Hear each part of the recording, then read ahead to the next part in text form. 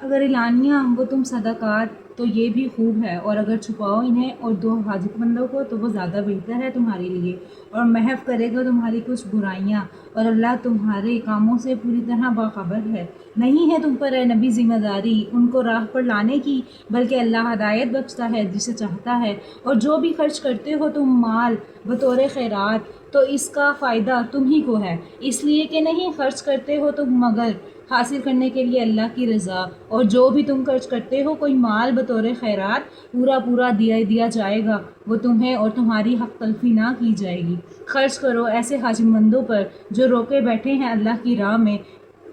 نہیں طاقت رکھتے چلنے پھرنے کی زمین میں، سمجھتا ہے انہیں اے ناواقف آدمی خوشحال، سوال نہ کرنے کی وجہ سے پہچان سکتے ہو تم ان کو ان کی حالت سے، ان کے چہرے سے، نہیں مانگتے لوگوں سے پیچھے پڑ کر، اور جو بھی خرچ کرو گے تم کوئی مال بے شک اللہ اسے جانتا ہے، اور جو لوگ خرچ کرتے ہیں اپنے مال اللہ کی راہ میں رات کو اور دن کو چھپا کر اور علانیہ، ان کا اجر ان کے رب کے پاس ہے، اور نہ کوئی خوف ہے ان کے لیے اور نہ وہ غمگین ہوں گے۔